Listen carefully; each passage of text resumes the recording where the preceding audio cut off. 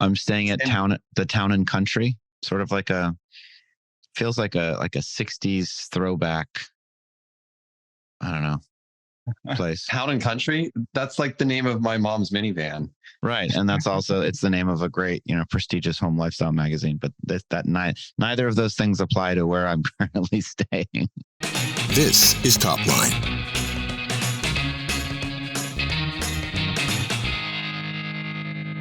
This episode of Top Line is brought to you by Contract Book. Raise your hand if you love managing contracts. We didn't think so. Contract Book offers a holistic contract management platform equipped to handle agreements of all shapes and sizes. Through automation and centralized management, they unlock the value of your data while creating lovable contracting moments for teams and organizations. Visit contractbook.com to take control of your contracts for good. Welcome to episode 9 of Top Line. Bye. Why don't we... Next week, we've got Mark Roberge. This week, it's just us pals. How's everybody doing? We like to do a quick check-in. AJ, you've got your Camp Quota Pass t-shirt on. Did you get t-shirts? It looks pretty next good. Week. It's the I like next the week. color. No, this is, we got just wait till you see my next one. I got something, a treat for you guys in a couple of weeks. I'm doing well. I spent the weekend getting a masterclass from Jeff Bezos. I listened to 4 Founders podcasts, the Everything Store, Backwards. It was awesome. It was so good. What did you learn? All of the things. I mean, there were so many tactical takeaways in just terms of like how the guy thinks about his business, and that he invites conflict, hates agreement. Like one of my favorite stories was around communication. And in the Amazon offices, like some of the senior managers were like, we're going to put these giant TVs up to have calls all day long. Little did he know, here we are. This is 2009. Like he was like, we're going to put all these calls up and have these videos to help people. And Jeff goes, you can't learn shit over those videos. And he went in and he personally took down all the TVs, but he left the mounts. So it was like remnants of it. Now they've gone, like goes back in. Yeah, his people had these like skeletons that they would walk by every day. And I would say that just in general, the way that he had just this maniacal focus and sustainability, like he had a picture. He had a picture every day, every single day. He had that picture, and he just like had these standards that no one was going to live up to, but he didn't care. He didn't give a shit. AJ, did he seem like he follows a lot of the Andy Grove like principles? Because so here's the story. In 2020, I had an inkling that I might become CEO, and I was freaking out. So I called Sam. Sam and I were not that close at the time. I was like, yo, this might happen. Help me. Like, I don't want to fuck this up. And he's like, you have to read one book, High Output Management. And I hadn't read it till then. I read it and it was like life-changing for me. When I look at Jeff Bezos, a lot of those things, especially like the focus on writing, right? Like we write these memos down, we read, we go long form. A lot of that seems Andy Grove-ish. Like, do you get that feel? There are 14 books that he makes all of his management team read or read. I don't know if that was one of the books. They talked about like 5 of the books that were in there. All the names are going to escape me. That I wrote them down. But my overall takeaway is that he had some really challenging pain.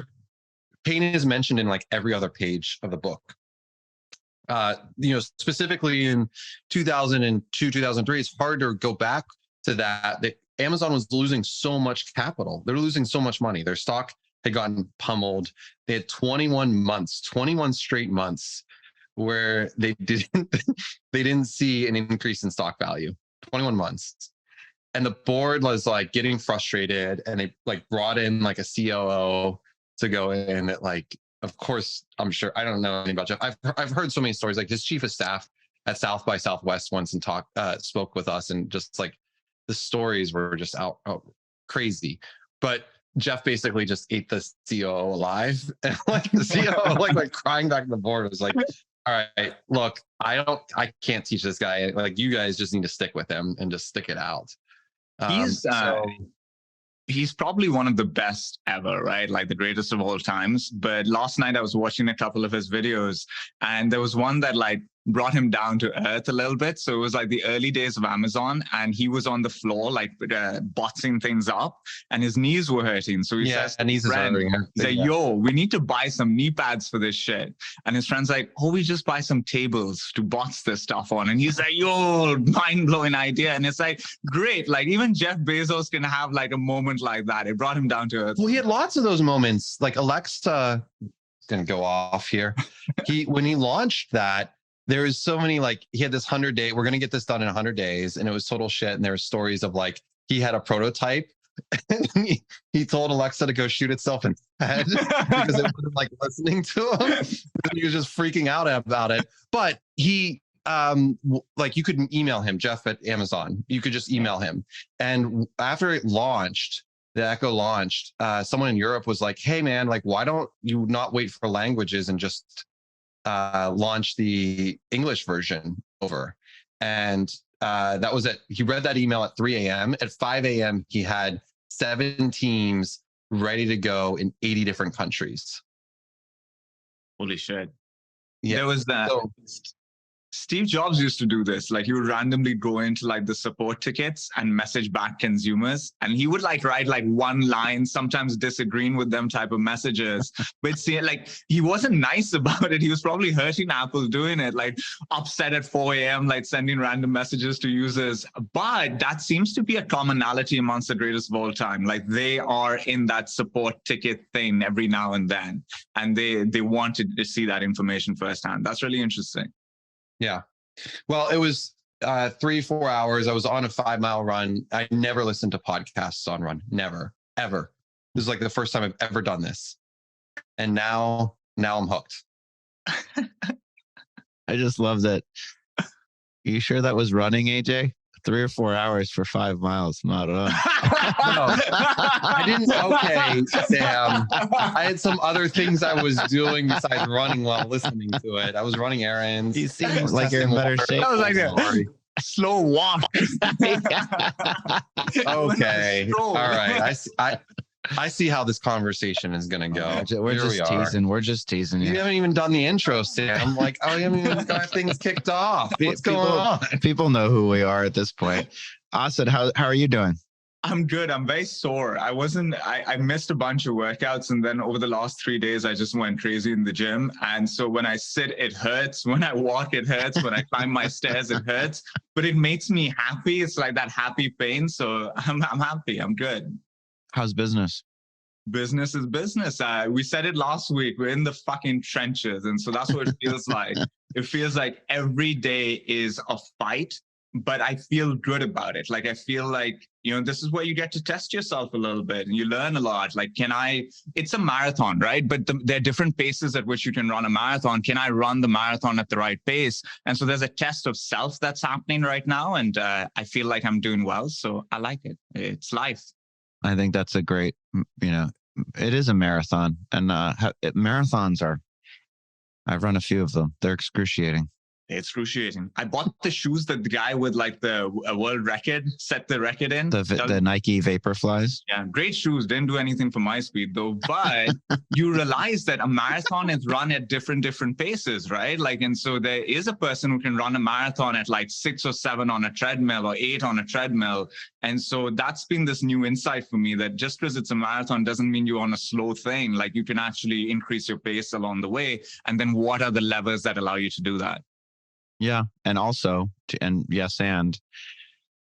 it's about more than anything in my experience, because I've run, I think 6, and the only one that felt really good was the first one. And the last 5, I've hit the wall.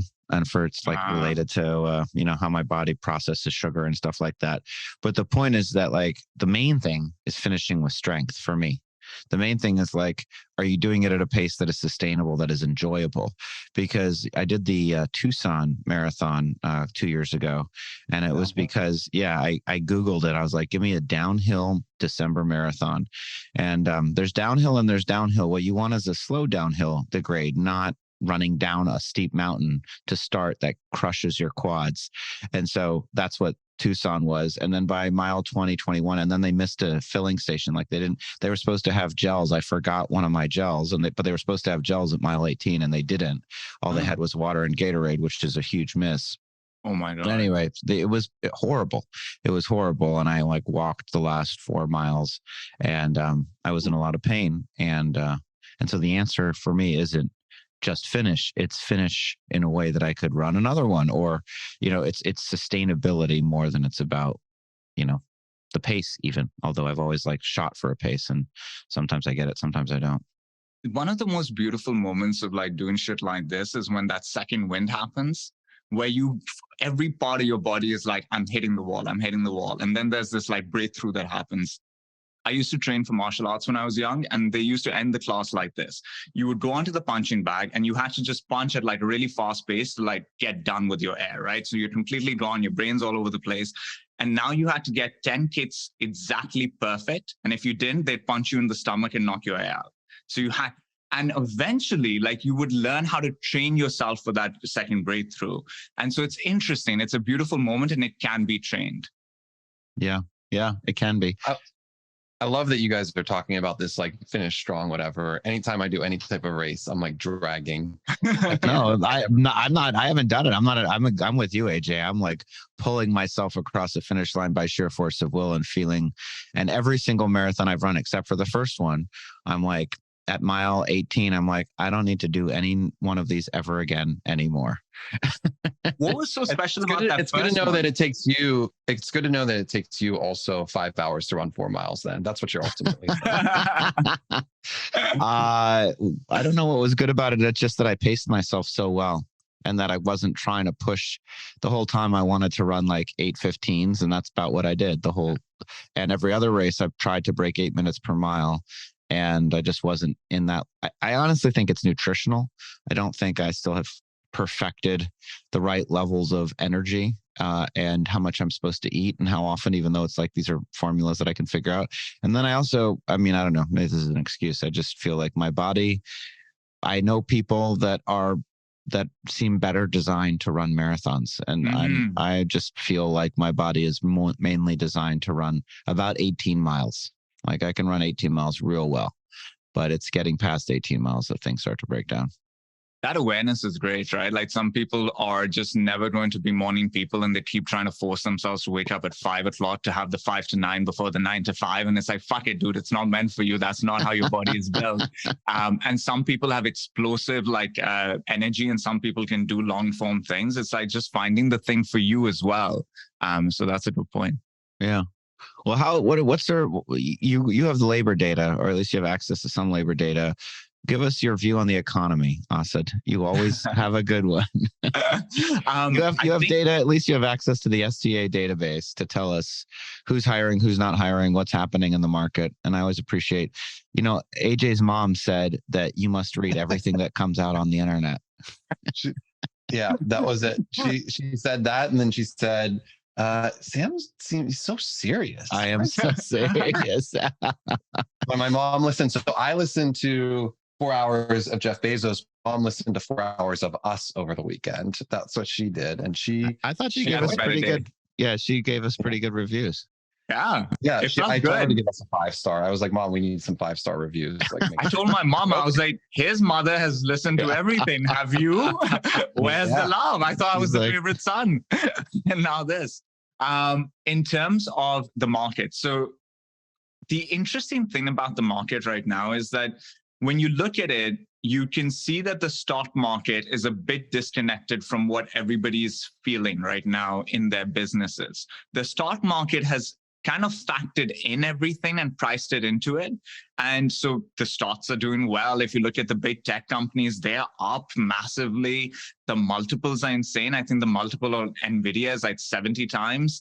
And so that's quite different to when you actually talk to people like you, all of us here and our friends and our colleagues, and they feel like they're in the trenches where demand is just so hard to generate. Deals are falling apart. There's this thing I've heard recently where a lot of bad luck is happening, but the reality is if a bad luck is happening consistently, consistently. It's not luck, it's probably something else. And so a lot of deals are just falling apart because of something that felt irrational. We've discussed this like rise of irrationality that happens when markets become like this. And so it feels like the economy is disjointed in a few different ways. The public market stock performance is not indicative of what companies are facing from a day-to-day basis. Sam, you said this last week where our world of tech is definitely feeling something very different to the rest of the economy. Doesn't mean they're thriving and it's party time over there, but there is a difference there. And so if you were to think about the labor market, I think the labor market for those other sectors is a little bit more normalized, because right now when you look at the jobs report, there's like 1.8 jobs for each person looking or something like that. So it was a very intense jobs report from that perspective. But when you look within tech, the hiring has slowed down quite significantly. Layoffs are consistently happening. Fundraising is very difficult. And there's a subset of companies within tech that are privately funded and sell mainly to other tech. And they're just like, it's the worst of times for them. And so the economy is just very confusing. That's the word I keep using for it, because it's so, I always want to sit down and try and understand what's happening and try and connect these lines. And it just seems like there are these various buckets right now with limited through lines happening. So that's my take today. When you, I think we've all, certainly I've found, what I've found is that, what have I found? Here's what I found. I do find that if you sell to tech, there's might be growth opportunities other places, meaning people say like, get a different customer set, sell into non-tech, find customers that are in traditional industries or traditional enterprises. And I just never feel like it's that easy. No. So I feel like some part, Pavilion, most of our members are in the tech economy, and we've been training people how to navigate the risk specifically in the tech economy. And could we be more durable or sustainable if I sold into the non-tech economy? Sure. I don't know that it's that easy to like snap my fingers and be able to do that. What do you think? You have an upfront cost to that. There's just like every play is different. You have like a one-to-one marketing in different industries. It's going to be really different. Also, to your point of like from a market perspective, I don't know if it was Fang or whomever, but we were looking at the data from the beginning of the year, and like they were up, they being these like six companies were up like 30-40% or whatever it was, and then everything else was up like 6%. Yeah, so it was definitely a haves and have-not situation that we're viewing. But to Sam's like point on marketing and marketing into tech, I mean, similar for STA, like you all have a more diverse group, right? Or are you mostly tech as well? So I think for Sam's business, there's also a network effect that happens. When your community is large and concentrated in a specific space, then there are benefits of that to the rest of the members. Each new member will benefit from the other members having intimate understanding of that sector, jobs within that sector, sharing insights, etc. So I think it's very hard to like pivot away and just sell into something else. There was a deck that an investor that I actually liked sent at this a couple of months ago, and one of the pieces of advice was start selling to the enterprise. Like, it's like, come on, chill, dude. Like, you think it's that fucking easy? I'm an SMB sales company, and I'm just going to pivot to the enterprise like this. And so there's things that are very easy to say that are much harder to operationalize. Our business was way more diversified than it is now. We were probably 30 or 40% tech in like 2017 or 18. We became closer to 90% tech during the boom times of like 2021, 2022. And now we are about 70-30. So we've found business in other sectors. But the majority of our business is within tech. And that's where, we see everything at a macro level. At the end of the day, there's still lots of companies out there that are hiring. There are lots of jobs in tech that are out there. And so we've been able to reduce risk so far by diversifying a little bit. We haven't felt the need to diversify completely out of tech.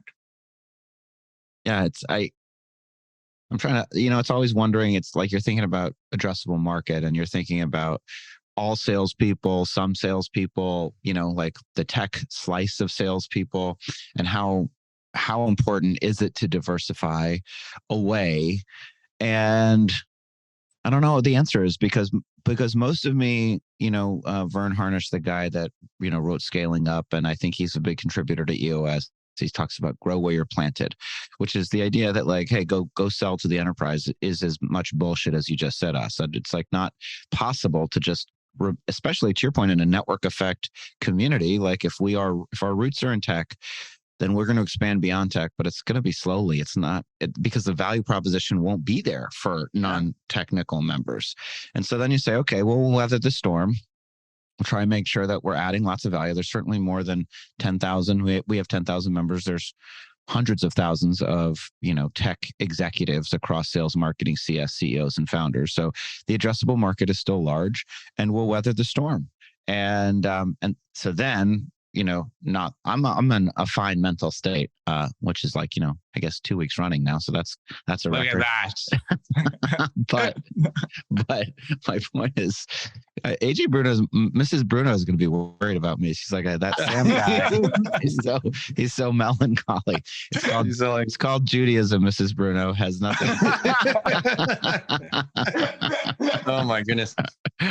But my point is, I just, we talk about cycles, but things change within the context of the cycle, and the composition of the economy evolves. So even when it does, quote unquote, come back, it may not come back in the direction that is like exactly the same as it was, in which case, yes, there might be economic growth, but certain companies might be poorly positioned to capitalize on that economic growth because they are still reflecting market conditions or just a market orientation from prior years that is no longer relevant or real. For me, I think I resonate with a lot of what you're saying. Like if you went and you started like selling into oil and gas, the benefit to a member that's coming from oil and gas, that's the first 10 members from there, is much less than like the benefit to a leader or somebody coming from tech, right? So that 100% that makes sense. For me, I love technology, so my fascination is with that sector. But when I look at it objectively, I can see that this is a sector that is really large, and companies within this sector grow at a massive rate, right? Like triple, double is what everybody's aiming for. The sector is quite large. So you've got thousands of companies that are doing this. They're well funded. And so it's a great, if I look at it across a 20-year period and I want to focus my attention somewhere, then that's the sector that I want to focus it in on. And I know that when the cycle comes, when the down cycle comes, this high risk asset class will feel a little bit more pain than all the other sectors. I know that. But when it picks back up, this sector does better, and for us is a better sector to sell into than all the other sectors. And so I'm willing to deal with the pain and the pressure of the short term for the benefits of the long term. And that's the calculation I've made, which is why we've gone from 20-30% tech to now 80%, 90% tech, today 70%, but we would rather be at 80-90% once the market stabilizes. And we've seen the benefits. We were never this profitable. We've grown at massive rates. Our productivity per person has increased, because now instead of them just being experts at sales recruitment, they're experts at sales recruitment within a Series A and Series B company. They can have a doctor-patient interaction, versus if they had clients in 5 different sectors, they can't have that interaction. They become order takers at best. And so I'll eat shit short term, because I think long term it's the right move. That's a really cool perspective. What are you saying, AJ? I don't disagree, Austin, per se. Like I like that. We're all going to hit some level of like this pain that we're going through, and we've been talking about that. But at the same time, I think the thing to keep in mind is that you're still going to have your team around you, and like you want to look for those green shoots. So you want to make sure that you're at least evaluating the opportunities and what it would take, and so that you're like, yeah, this is our ideal customer profile. This is our focus. This is what we're going to be working on. That isn't changing. I just would say that it's like, can all these companies afford to wait until mid 2024 for that pick back up? Like what you're saying is right, but like there's a lot of companies that run out of cash before that happens. I think that's a really good point, right? Like, this is where my perspective comes from, the fact that this is a 15-year-old business that has historically sold in all these other sectors. So I can look at that data and make a judgment on that wasn't the right way to do things. And we are sustainable. We've been profitable even through this period. And so we're able to do this. But there are business models that don't allow you to make a call like this. And maybe we also will have to like do something to make ourselves more sustainable as this continues.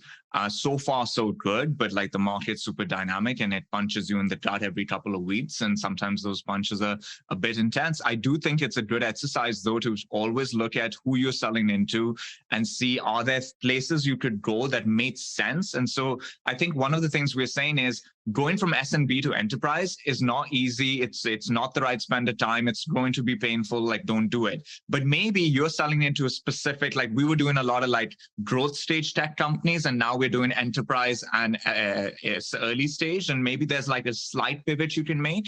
And the second thing that exercise facilitates is simple shit like messaging and positioning, like addressing that as well and making sure you're positioned the right way for the market that is today. If the CFO is the number one decision maker, are you speaking to them, or are you still speaking the language of 2021 and 2022, where the core decision maker was somebody totally different?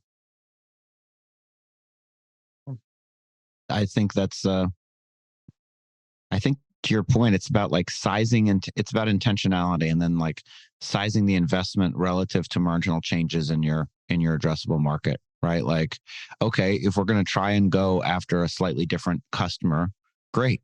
Let's understand how big that customer segment is. Let's understand what we can expect to return. Let's understand how much we expect to spend. And let's not assume, which is the mistake that I've made, that like all of the existing investments we've made, you can syndicate or amortize over some new customer segment or some new product or feature. It's like, well, you're going to have to change stuff. If you want to be for somebody else, you're going to have to change it. And then also you have to understand what is the impact on your messaging and your impact to your core market, right? You're like, okay, we need different messaging for this market. Yeah, and the other piece of this is as the CEO, you need to be like part of the first in to have those customer conversations to make sure you understand it as an opportunity. Yeah, you can't really just outsource this to a marketing or to someone in sales partnerships. You just really have to make sure, because you're going to be the one responsible for your business and making calls. So yeah, you could have someone go do the research, but before you really make a decision point like this, it would be important to have the conversations with those customers. How often are you guys working on your messaging? How often is there a messaging meeting? Like, what is the cadence at which you're like, is this the right message to be sending out into the universe? I have a bi-weekly meeting company-wide. We do it on Monday and Thursday. So these are our huddles.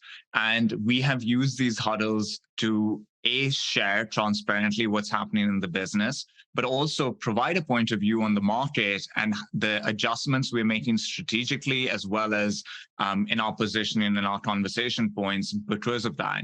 And so an example of that was in Q3, we were discussing how Q2 is going to be shit. So we felt Q4 is Q4. We're fine. We're set up for Q4. Q1 is actually going to be good for us because even though the market's a little bit challenged, a lot of hiring happens in Q1. You get front loaded. So we'll be fine there. But Q2 is going to be a shit show. So we had 3 quarters essentially to figure out how we're reducing that risk. And big part of that is, how are we positioning ourselves? What are we talking about? How are we doing this online? How are we doing this in one-on-one conversations, et cetera, et cetera. So we do it fairly often. I would say probably every 3 to 6 months, we feel the need to adjust something from that perspective. AJ, how about you?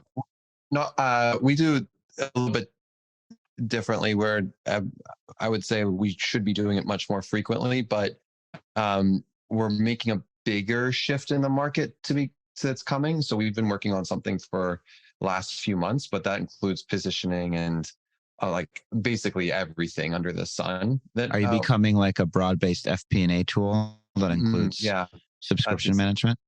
Yeah, actually, we're actually becoming a task management. I'm going to compete directly against Asana and ClickUp and Monday.com. That's actually where. But powered by OpenAI.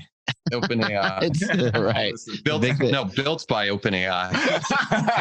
At this point in the game, it was it was something where our new CMO came on, and like that was something I had teased with her in terms of just like what we should be looking at for the second half of 2023. And she was a little hesitant at first making any like the kind of bigger shifts, but yeah, we've got some things that are coming, which excited to obviously share as a CEO and like a transparent CEO. Here I am on podcast being like, oh, we've got something. But we do. Well, I don't think you should feel obligated to share everything. I'm thinking about things. I mean, Jeff, that's the other thing with Jeff Bezos, like AWS saved that company, but they didn't have it financials until 10 years afterwards. It was like 2014, Stephen Ballmer went on CNBC and was like, Amazon's a nice company, but I don't know how they like do anything. And little did they know that AWS was like a cash cow, which it was. We all remember this. It was a cash cow in a like big way. And I remember thinking at the time, holy cow, Amazon has like their secret power that like no one's talking about. And then of course, Azure and GCP came about 4 or 5 years later, but like AWS was competing against like Rackspace. Yeah. Like that was. I mean, I think AWS, to your point, is probably the most important innovation in the history of startups 100%. And maybe in the history of, you know, it is the thing that enabled the last 15 years of economic growth from a startup perspective. Even if it wasn't, even if they weren't hosting it, it was like they showed the business model that Microsoft and Google and Adobe and a bunch of other people could copy, and they created the cloud. Well, Bezos was he was in meetings and he was like basically so far ahead of everyone, it was impossible. He said, I want to scale to infinity. Imagine being in a room in 2010 and this guy says, like, we can have zero downtime ever, and it needs to scale to anything anyone ever throws at it. Like the entire internet needs to live on it. Like, you imagine, like, okay, I guess I'll go do this thing. But it was their secret weapon. And it was an innovation, but kept under the lid. No one knew anything about it. I have a question. AJ, if you had to choose, if you had the choice between working for or with Jeff Bezos versus Steve Jobs, who would you choose? Well, I like, you know, you hear the stories, and I've talked to plenty of people that have worked directly for both people. At this point in the game, it was not even a question, Bezos, like not even a question.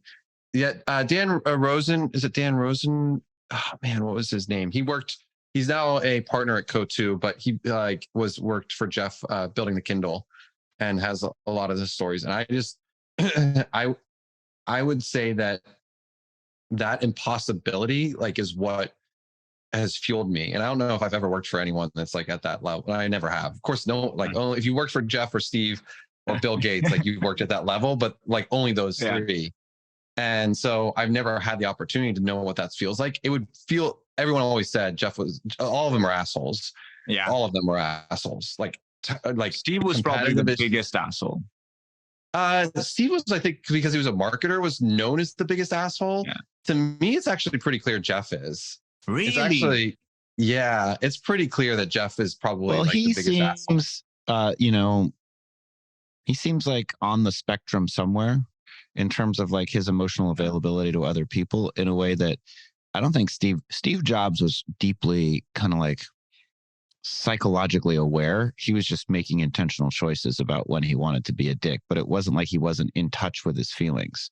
But I don't know. I just sense sometimes that Bezos like doesn't have feelings in the same way that certain other people do. Yeah. I mean, I can't say for certain. I don't know. It would be really interesting to ask that question of like, there's probably someone out there that's worked for two of the three for sure. Oh, that's interesting.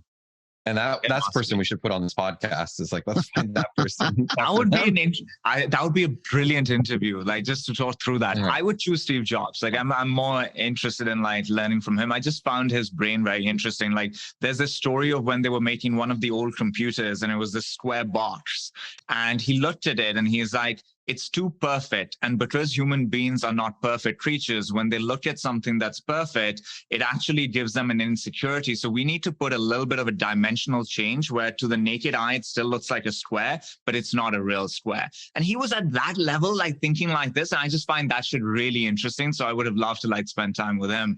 The thing about the Amazon story that I think people sometimes forget is that how many companies like Oracle, IBM, etc., have tried to create a new side to their business and failed. Jeffrey Moore wrote about this in his new book, which was like, why are some able to create this new business that supercharges their growth, and why do others who have the resources fail at it? And he came down to the fact that when companies like Amazon do it, they incubate the company like a startup. They treat it like startup. They hire startup people. Salesforce had, I think, different key cards for the people that were building new shit versus people that were in the existing part of their business. So there are all these ways that they have identified people do things differently. It's still just so hard to do. It's such a left field move from what their core business was, and it's so successful. That's some gangster shit.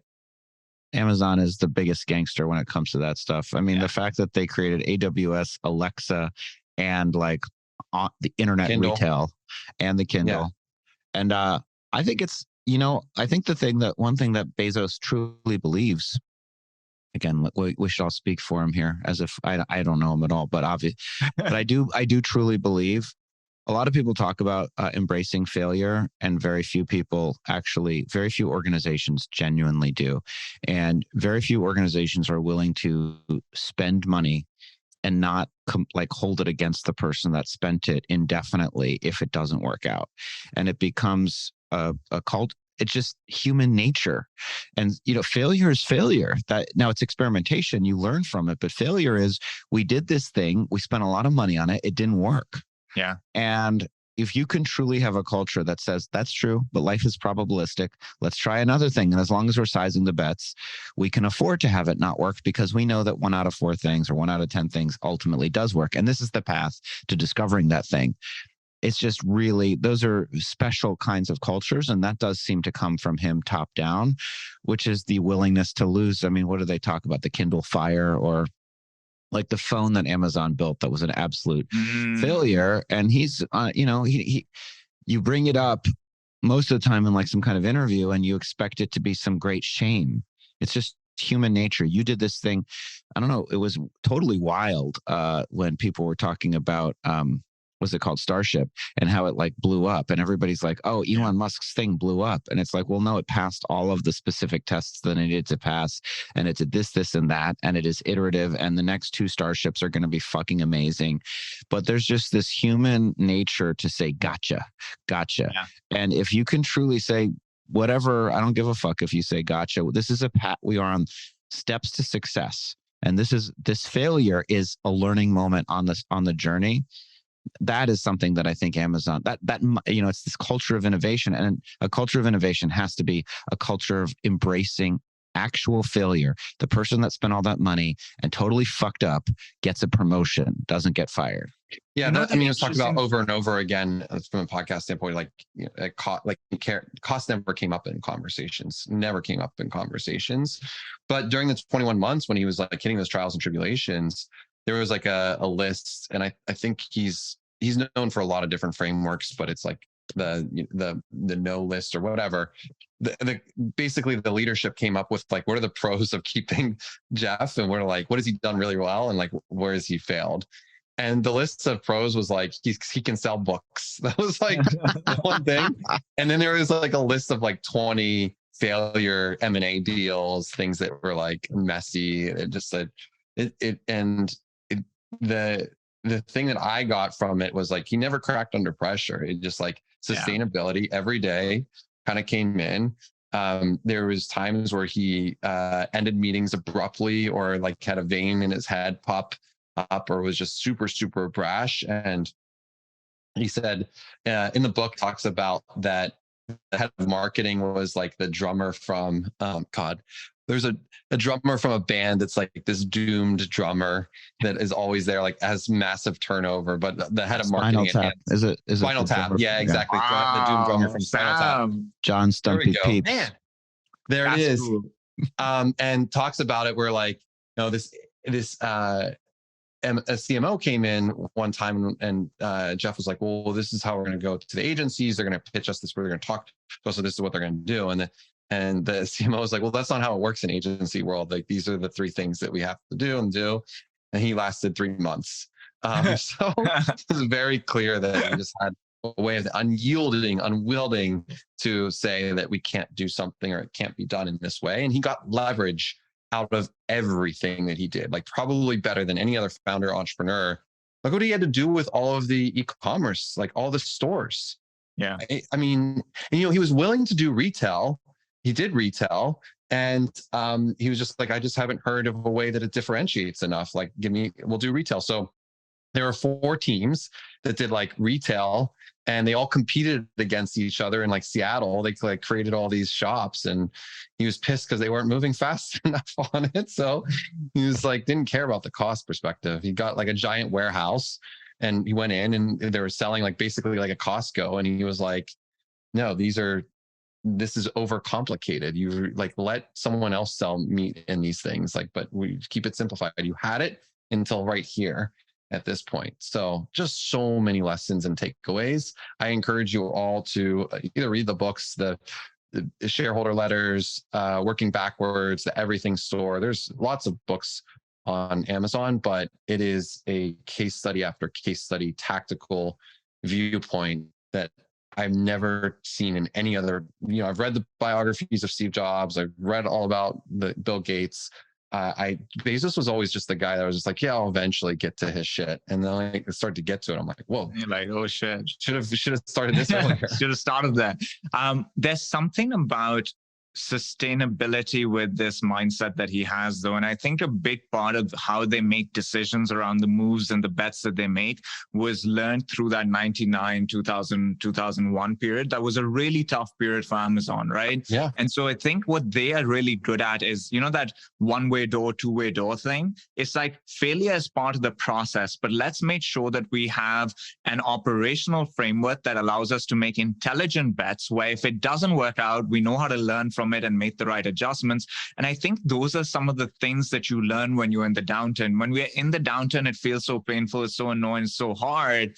But there are stories of great businesses that started in a downturn. That thing is like, you're starting a business, whatever, right? It's like these learnings, the cultural impact of a downturn on organizations like Amazon is what I find really interesting. And so they are okay with failure, but they do it in a very sustainable way, I think, with these like write everything out, do the FAQ thing. The FAQ thing I think is brilliant. Like before you mock anything up, draw any wireframes, etc., write the FAQs down, or actually before that, write the press release for the product. If that can't have a bang, then why are we even talking about this? If that looks good, then do the FAQs, then we go into the rest of the process. I just think they think really well. Yeah. I found my challenge with all of that is all of it sounds so awesome. And then there's just like a lack of operational rigor to actually do it consistently. So it's like I do just trying to, which is, I guess, part of Carly's job as chief of staff is like, how do we make sure that we're not 3 weeks into the quarter and being like, we still haven't rolled out our OKRs yet for the quarter, like how do you have like a systematic operational cadence so that it doesn't constantly feel like, oh, I read this thing that Amazon does. It's like, no, we rinse, wash, repeat over and over again. We run this process. This is when we have our meetings. This is what we talk about. This is the KPIs we review. I've been spending a lot of time thinking about like, what is the dashboard? That's one of the pieces of feedback we got from the board was, we have this operating dashboard spreadsheet that is like, I think it's like 500 rows. It's like we're tracking every possible thing we can think to track. And they're like, you need to get that down to seven things. And I don't want to hear about anything else other than those 7 things. And we're going to look at those 7 things and you're going to drive those 7 things. And anyway, so I think that's what always emerges for me when we talk about really, it's more Bezos. It's probably Bezos the most, because I don't really think of it when I think of Steve Jobs or Bill Gates. You don't think operational when you think him. That's totally different. I'll give the audience like some or Sam, I think specific to you. We ran we ran a product council today that was very, very successful. The PMs came to the table with like, here are the things based on the company vision, the product pillars. Those are operational. Here are the things that we're putting forth that we have in the next block of work. Let's discuss and debate them. And it was one of our most healthy discussions and debates that we've ever had as a company. And I just wanted to say, like, the product team did such a phenomenal job of saying, like, these are the trade-offs. Here's the investment we can make. Here's the trade-offs. Here's the trade-off, the investment we can make. Here's the trade-off. And just led from each time. And like that, we had real strong decisions. We made clear decision on one of those decision points. And the second one, there was a little bit more discovery and research to do, because they were like feeling like they were tied to one persona. We could go this way. That would like add this piece that we know customers are asking for, but it doesn't get us all the way there. That would be a multi-block. And it was really, really healthy debate and discussion around it. The end of it is just like, you don't want to have, from a CEO perspective, a consensus. You don't want consensus. So like, it was just making sure that you were having that discussion, and just like, from a CEO standpoint, coming in and saying, okay, here's the path forward. Here's what we're going to do as the next steps. But the team took gravity towards that. Like, you can't just have I'm going to just tell the team what to do. So as long as your mind is changeable in that meeting. Yeah, as long as you're not going into that meeting and you're not being like, all right, this is all a dance. And then I think your job is to be the best synthesizer, knowing that you are truest to the vision, and hopefully have the best judgment. And then it did change. Like, there was one of the discussion points, I was like, okay, the third makes the most sense. But like, then hearing it and then hearing the debate, I'm like, okay, that actually doesn't get us closer to the picture that we need to build for it. So given that, option 2 has the closest to that piece of it. And it also helps us in like our actual end user, our admin, like the most out of those things. I came into it having I changed through that discussion and hearing it. And I think I agree with that. It's like, that's my point being, is just create, you're going to it's a catalyst, right? Like, whatever it is, product, marketing, whatever, is like, we're going to set up this thing. Here it is. The team needs to come in prepared and not be saying, we're going to educate you all on what we're going to do. Like, here are the things. This is the path forward. And then having like that decision point afterwards. I just like was kind of blown away by the amount of work that put into it to get there. Now that we have that foundational level, hopefully that's that's where it starts the cadence on KPI, Sam. And I don't have a great answer here for you. Like, the last 3 years have just been the whiplash, and with it, the whiplash of KPIs. And so that's the biggest challenge. We just like, you could, in 2012 to 2019, you could shoot a dart and hit the right KPI every time, because it was like the same set of KPIs. Now it's just the constant change in terms of like, even just last year, ARR growth rates to gross margin. Those are on opposite sides of the spectrum, it can feel like. So it's like, also, you're changing. Are you becoming more PLG, right? So that's also a whole exactly way to look at the business. Yeah. Sam, what were you gonna say? No, so you guys are talking about gross margin a lot. Yeah, I mean, there's exactly. It's just so funny. It's one of the things we are talking about. For sure. It's so frustrating. It's like, yeah, whatever. I mean, they're just a mirror to the headlines. You're bored. It's the activities and the objectives that you can just like, the results are the results. You can have a war room of all of the KPIs, all of the metrics, all of the things. But at the end of the day, it's the activities and the objectives that drive I couldn't agree with that more. I had this thing of financial results are the result of non-financial measures and efforts. And it's like, like I said, I'm like trying to look at revenue, ARR once a week, if that. Because I'm like, I'm not doing anything every day to change it. What I need to be doing is, what is the data that we need to inform, the general direction? And then there was this moment, I don't know, 6 months ago, when everyone's clamoring for a 3-year vision. And I'm like, I got to go into a room and like, I got to write the vision, and then we'll debate it, because I am the founder and I have the special foresight into the future. And now I'm not even there. I'm like, I'll draft something, but I'm going to go into it loosely held. No pride of authorship, tear it apart. I will help sniff. I will help smell. I will help spot like the right direction. But I think I'm I'm done with this idea that like my special brand of genius is seeing the future. My special brand of genius is probably like connecting people to each other, helping them and supporting them, and authenticity, and not really around like seeing the future. I don't know that I'm particularly good at it, so it's like I want to guide us in the general direction. The general direction is Pavilion exists to help people. That's the general direction. We exist to help people navigate an uncertain world with confidence and with love. So that's what I'm going to work on. I've learned something in the last couple of podcasts, like this idea of the pre-work before an important meeting. Sam, you did this before your board meeting. You had the world's best board meeting. It seems like your PM team did this before this meeting. Like there was work done to make sure it's a good spend of everyone's time, and it ended up being super productive.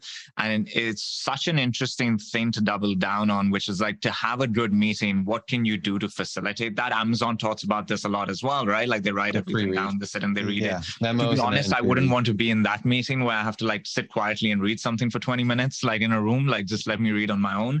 But yeah, like that pre-work is such an important step, and a lot of people wing it.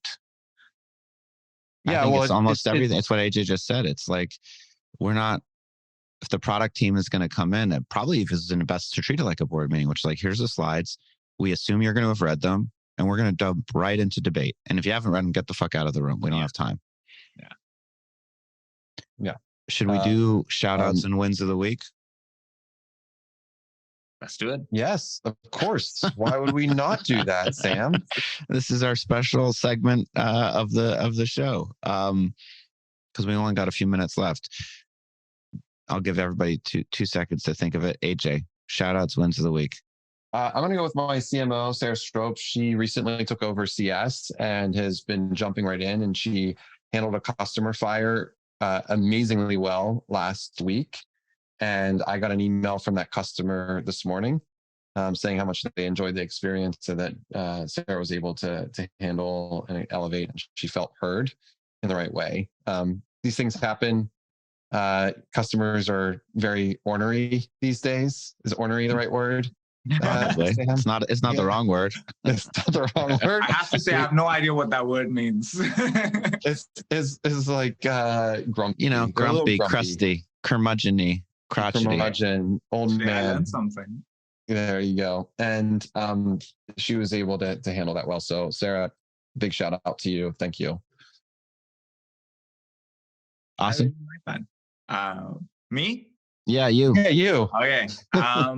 Last week, AJ shouted out his partner, which I thought was very sweet. So I'm going to steal it. I'm going to do the same thing. But I have a specific reason for it. So I've been working a fair bit. I've been working on average like 70 to 90 hours a week. And I absolutely love it. This is not complaining. This is my life's work. I feel creative. I feel invigorated. So I'm like super down for it. I'm enjoying the hell out of it. But there's a part of me that struggles with, like, when you work like that, you're taking from other aspects of your life. You're deprioritizing other things. And so you worry about that. And I think it was Sunday, my partner just sat me down. She's like, you seem a little bit mind-fucked right now. And she just like gave me this talk that was like the perfect talk to get, which was like, listen, dude, this is the moment you have to do this. Put your head down, come up with a formula that will allow you to run this marathon at the right pace. Like, let's map that out. And we did that. And she's like, stop worrying about everything else. Everything else will be fine. We got this. And it was just nice that firstly, she figured it out before like I'd even figured it out. She sat me down. She had this conversation. It was like having a female Tony Robbins in the house. And it just felt really good. So shout out to female Indiana Jones. She's a gangster. I'm a lucky person. Does she listen to Top Line? She does. So I sent her a clip one day. She's like, dude, I listen to you all the time. Talk. Now I have to listen to your podcast. But then she sweetly does it. She listens every Monday. I hear her in the room. That is very sweet. Yeah. Is it Sherry or Shelly? Sherry. I love Sherry. Maybe we get to meet her one day. Yeah. Who am I going to shout out? I'm going to shout out. I'm going to shout out Alex Theuma. I don't know if I pronounce his last name right. He just put on the SaaStock conference. So I'm going to shout out a frenemy / I don't think they're a competitor, but they're sort of in the ecosystem, but it's pretty cool. He's been doing SaaStock in Dublin for a bunch of years, and they just did, I was just at the event in Austin, and I just thought they did a really good job. And I just know how much work it takes to put on a show like that. And it takes effort. and you know, you have to have a point of view on what you want the experience to be. So I thought they did a great job. I'm going to shout out Bob Moore, CEO of Crossbeam. I'm here for the Supernode conference. I'm really excited to talk about ecosystem-led growth and partnership-led growth. And then I'll shout out Tom Glasson, who is our London chapter head, along with Nicola Anderson. They're coming back, hopefully, as chapter heads when we relaunch chapters, and he's going to be the MC for the CRO Summit that we've got in London this Thursday. I'm taking a red eye tomorrow night to London, and then I'll be in London for a week. And if you're out there, I hope to see you soon. That's great. Tom is a gangster. He is a gangster. Yeah. And as are you, Asad, and as are you, AJ. Oh, there we go. That's a good way to end it. Next week that's a wrap. We got Mark Roberge next week, everybody. Thanks for listening, y'all. 5 stars on the iTunes store. Give us some feedback. Email us if you need anything. Thanks, everybody. This episode of Top Line was brought to you by Contract Book. Contract Book's holistic contract management platform allows businesses to scale with accessible, actionable, future-proof contracts. Step into the new era at contractbook.com and take control of your contracts for good.